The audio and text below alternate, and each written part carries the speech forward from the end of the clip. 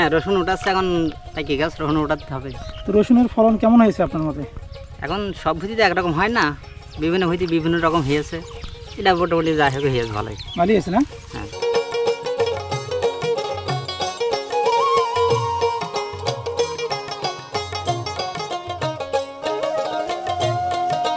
আপনি দেখেন এই যে রসুনের বিচি কিনতে হলেও 8-10টা মন লেগেছে। এক বিঘে ভুইতি 3 মন বীজ, 3 মন বীজের দাম কত? 30,000 টাকা। আর আপনি দেখেন যে সার খরচ আছে মিলিয়নে কত টাকা খরচ, এটা তো আপনার লস অনেক। সব লস।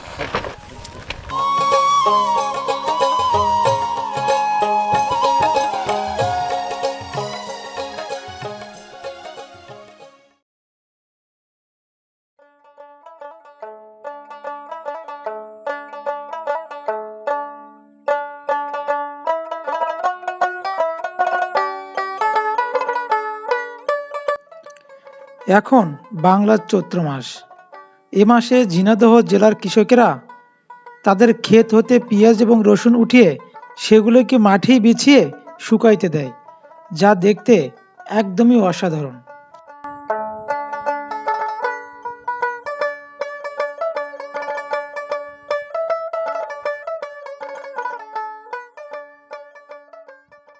হ্যাঁ, রসুন উঠাচ্ছে এখন, পাইকে গাছ রসুন উঠাতে হবে। তো রসুনের ফলন কেমন হয়েছে আপনার মতে?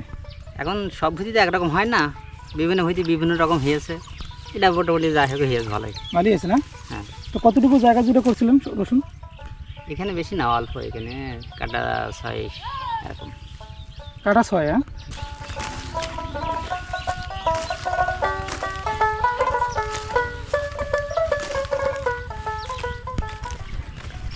দেখতে পাচ্ছেন এখানে একটি রসুনের ক্ষেত।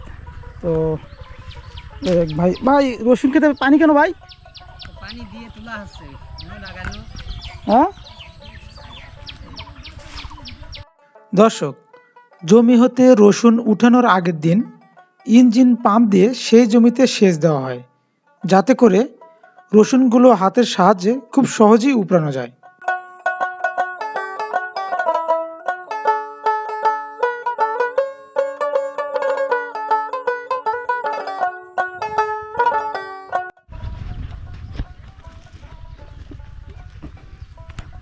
দর্শক, এই যে রসুন ক্ষেত দেখতে পাচ্ছেন, এই রসুন ক্ষেতের পাশেই রয়েছে একটি পেঁয়াজ ক্ষেত। তো আমরা ওইখানে গিয়ে ভাইদের সঙ্গে কথা বলবো যে এবছরে পেঁয়াজের ফলন কেমন হয়েছে।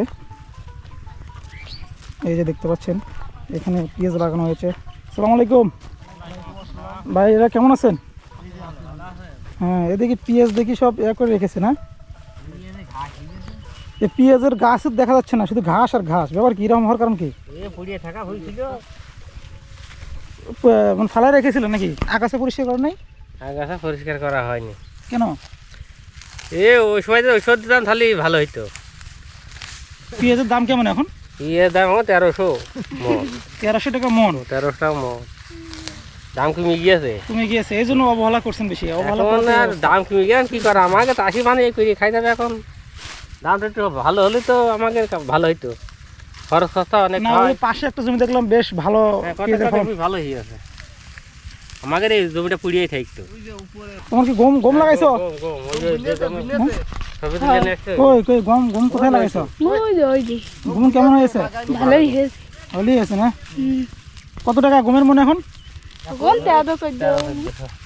এতে কি লাভ হবে? লস? 2000 টাকা বেচতে ভালো হয়। তো লস হলে তো তাহলে চাষ করতে, তাহলে এখন আমাকে চাষ করতে হবে। চাষ করতে হবে ছাড়া আর পথ নেই।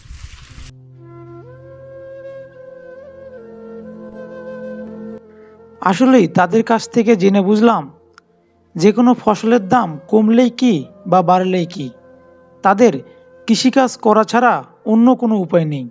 তাদের জমি চাষ করতেই হবে।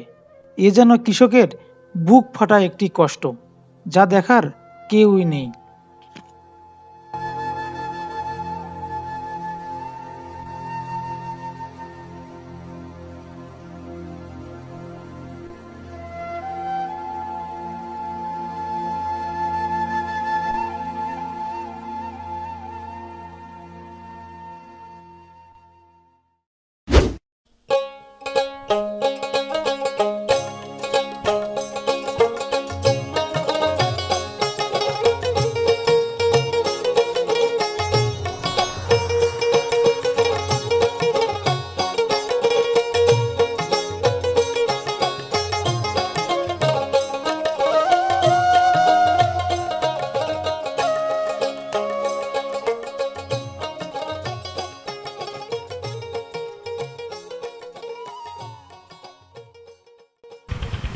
দাম কত চলতেছে এখন?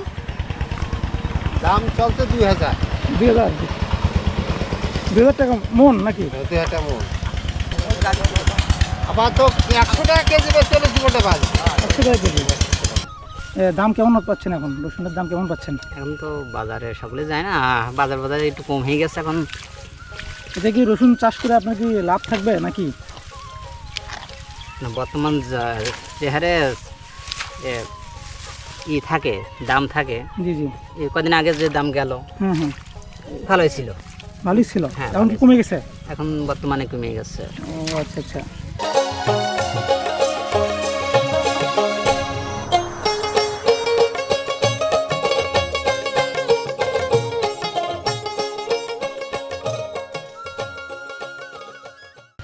আপনি দেখেন এই যে রসুন বিচি কিনতে হলেও 8-10টা মন লেগেছে। হুম।